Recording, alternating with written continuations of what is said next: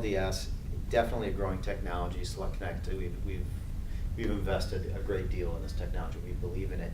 Where do you, as the president of LPKF USA, see the technology going in the next few years? So as I mentioned before, cell phone antennas is a very, very common technology right now that's very, very prolific in that area. We see a lot of growth right now in the automotive and medical world, as well as in the military world. Military antenna applications are very, very common now or becoming common with the LDS technology. Again, using the space constraint that you have in some devices and getting better performance out of that. So going past the commercial cell phone application world into the more professional antenna applications, as well as interconnects for automotive and medical. Okay.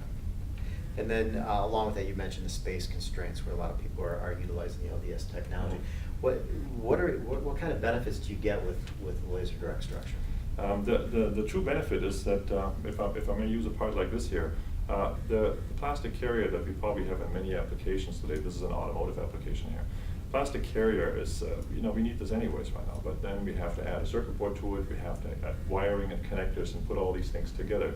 I can all do this in one part, and this is an example for this. The circuit structure is on a plastic part that we used to use as a mechanical feature in the first place. Now we just add more functionality to it. So that's the first step where those LDS parts become interesting.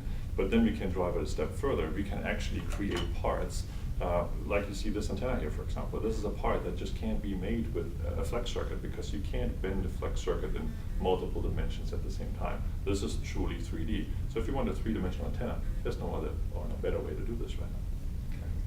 So what you're saying is if you've got to go around curves in small spaces, anywhere where you're really constrained by the axis, the X, Y, and Z axis. Laser direct structure, from your standpoint, is the ideal technology. Absolutely, it is. Okay. And then the part that makes it so attractive is that we use a laser to put the circuit artwork on the part. That means the part itself is injection molded as a standard plastic injection molding part. There's no black magic to this. And then the circuit structure is projected on that part in a three-dimensional fashion directly on that item. And the big benefit for this is also design freeze can be much later, so you can still adjust your circuit artwork later on in the process. While your parts are already molded, you can make a lot of parts and then later on decide what type of structure you want to put on there or fine-tune your structure. Really, that's one of the reasons why the cell phone antenna guys like this so much, because they can move their design freeze later on in the process. While they already mold parts, they can already design. You still work and fine-tune the antenna to get the best performance out of it.